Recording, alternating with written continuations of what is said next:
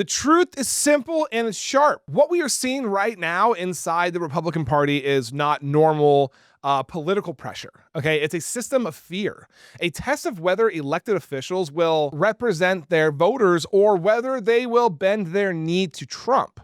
Frankly, many of them have decided to, take the safest move, and that is to walk away from Congress entirely, like Marjorie Taylor Greene is. Check out this video right here. They have to decide whether or not they're going to bend the knee to Trump or they're going to do what's right for their constituents. And if they don't bend the knee to Trump, then they get a flacking from the MAGA base. They get harassed online. They get harassed in their districts at town halls. And then they have a primary challenger that becomes extremely dirty and nasty. So I don't blame them for wanting to retire and not have to put up with that. They want to go there and do work for their district and for their constituents, and they're not being able to do that because Trump's agenda isn't working for them and isn't working for their constituents. So I understand why Marjorie Taylor Greene wants to leave as well. She can be a thorn in the side to MAGA, a thorn in the side to Republicans, a thorn in the side to Democrats, and make more money outside of Congress and probably be more effective. When lawmakers say, publicly that they can't do their jobs because they're afraid of retribution from their own base, I mean, that is not a healthy political party or system in general.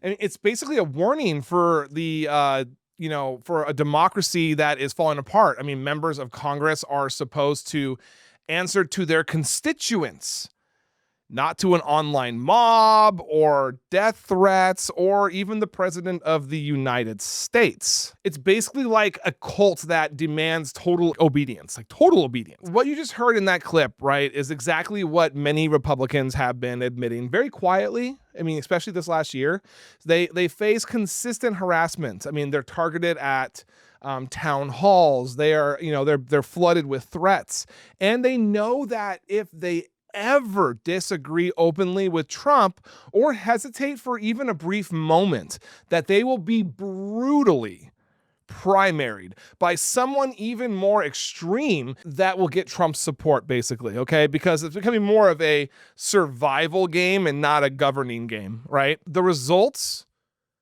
is exactly what you think it is. I mean, people stop doing their jobs. They stop fighting for their communities. They stop writing policies that would help the people who sent them to Washington to do it in the first place. I mean, they start doing whatever Trump wants. I mean, even when it hurts the country or even their own district. I mean, the fear of the base has become more powerful than their responsibility to the Constitution. And here's the part that should really make every American stop and think, this is not just about the far right members.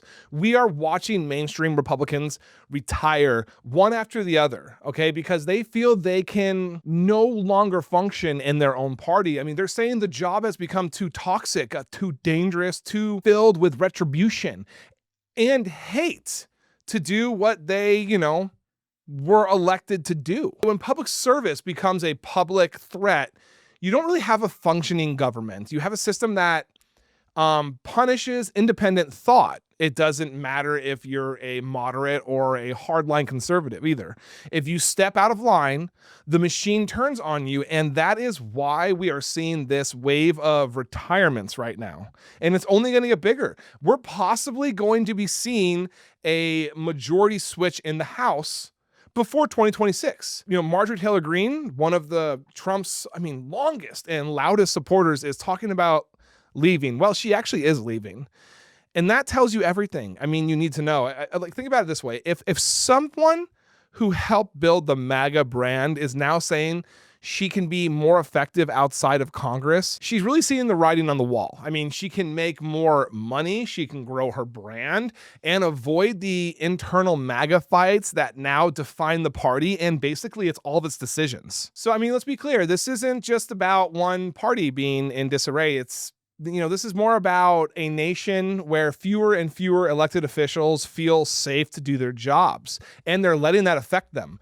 And it's about, a political culture that rewards loyalty over truth, noise over governing, and I want to say intimidation over service. And if we let this continue, if fear actually becomes the normal way of doing politics, then we're going to wake up one day in a country where the only people left in power are the ones who don't care about governing at all. They just care about staying on Trump's good side. Me and you and all of America deserves better than that. And whether you're Republican or Democrat or independent, we should all be able to agree on one thing.